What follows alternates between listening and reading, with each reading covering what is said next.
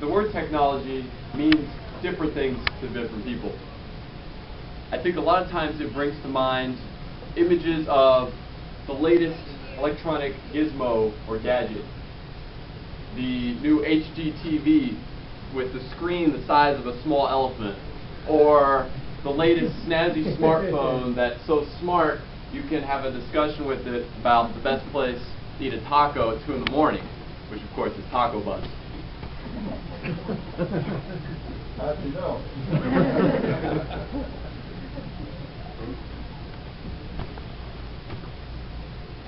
But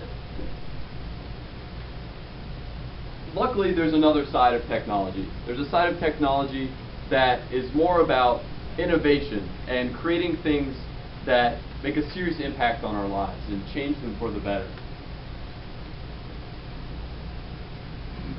And tonight I wanted to share with you 3 examples of technology that in the years to come I think will have a significant impact on the way we live our lives. And the first is a category of technologies called quantitative self.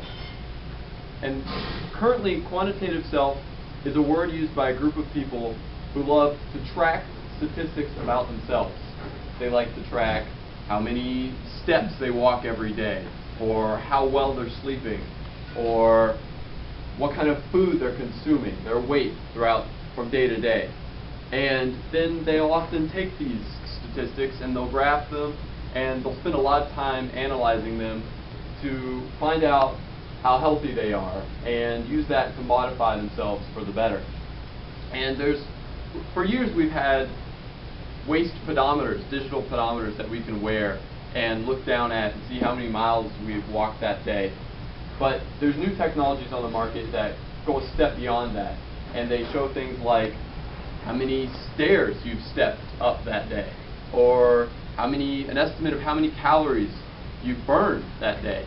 And they can also monitor things like sleep. And in the future, they're going to get even smarter. They're going to start being able to read our temperature and our blood pressure, or maybe our glucose level even. And then they'll take that a step further and be able to send out this information. Not just let you analyze it, but let a doctor receive this information and be proactive. Give you a call perhaps and say, Mr. Rayfield, you know, I've noticed for the past few weeks that you haven't been getting much sleep and your blood pressure is not so great.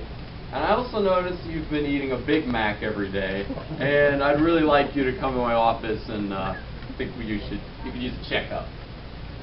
So this is just one technology that's really going to go a long way in our lifetime. The second technology I wanted to talk to you about is called 3D printing. And 3D printing, well, let's step back a second. So for the past few years we've seen that as things we purchase become digitized so that they're able to be sent over the internet, that it disrupts the business. So for example, music. We used to go and buy a CD, and now we just go on iTunes and download the songs we want, and it's with us like that.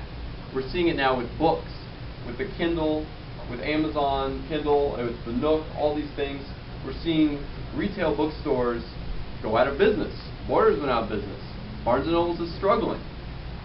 And what might happen in our lifetime is that even things we buy in a store we'll actually be able to download online and print up at home.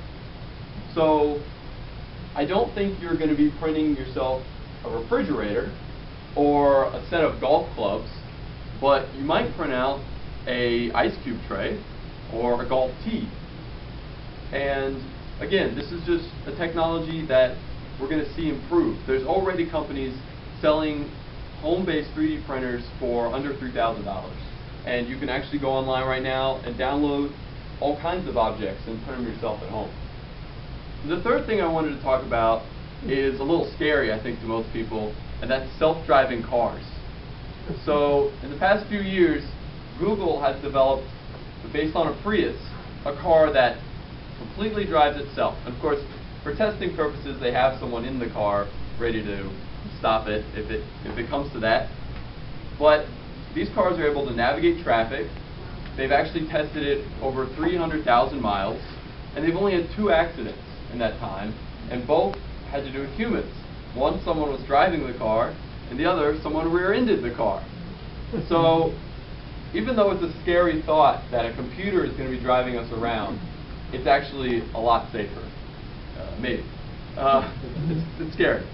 But Nevada has actually passed a law that for $1 million bond on one of these cars, they'll let it roam the streets with someone in there still. And Florida's looking at passing a law. California's recently passed a similar law. And in our lifetime, I think instead of getting behind the wheel ourselves, we'll have our own personal computer chauffeur drive us wherever we like. So when you think about the word technology, don't think about the snazzy smartphone or the giant TV in Best Buy that people are swooning over. Think about the technology that really changes our lives, the innovative things we didn't see coming, the self-tracking and the 3D printing and the automated cars of our future. These are really what technology brings us. Mr. Toastmaster.